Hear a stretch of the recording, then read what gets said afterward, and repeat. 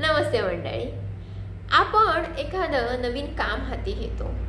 बरं, हे नवीन घेतलेलं काम सुरू करण्यापूर्वी आपलं बरंचसं प्लॅनिंग तयार असतं.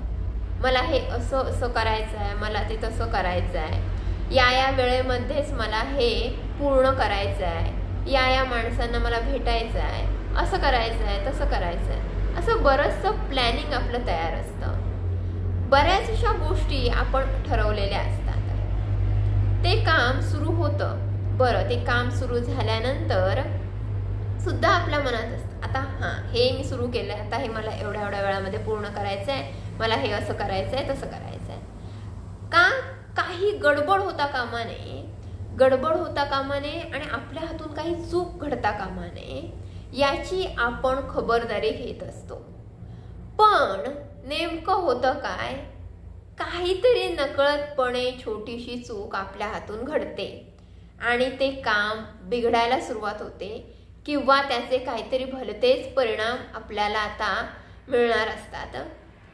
मग हे असं का होतं? आपण इतकं सगळं प्लॅनिंग केलेलं असतं आणि पावलावरती आपण काळजी घेत असतो की ते काम बिघडू नये, खूप खबरदारी घेत असतो की काही चूक आपल्या हातून होऊ नये, आणि तरी पण नेमकं काहीतरी फसतं, नेमकी काहीतरी चूक घडते.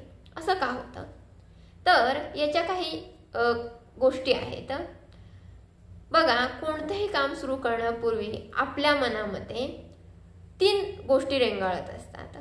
एक तर ते काम अत्यंत जबाबदारीचं असतं. जबाबदारी कोणती तरी आपल्या खांद्यावरती येऊन पडलेली असते आणि आपण ते काम करत असतो. ही एक गोष्ट. दुसरी गोष्ट, ते काम एकतर खूप महत्त्वाचं असतं आणि जर ते काम व्यवस्थितपणे पार पाडलं गेलं नाही तर काय होणार याची आपल्याला कल्पना असते. म्हणजेच काय, तर थोडक्यात आपल्याला परिणामांची आधीच कल्पना असते. नाही झालं तर काय होईल. तिसरी महत्त्वाची गोष्ट म्हणजे ते काम करणं हे आपली क्षमता दाखवून देण्यासाठीचं एक माध्यम असतं किंवा ती एक संधी आपल्याला मिळालेली असते की आता मला दाखवून द्यायचंच आहे की मी काय आहे, ते माझी बौद्धिक क्षमता किंवा माझं प्लॅनिंग असेल किंवा काहीही असेल, आपली एखादी क्वालिटी असेल, आपलं एखादं स्किल असेल, ते दाखवून देण्याची ती संधी असते.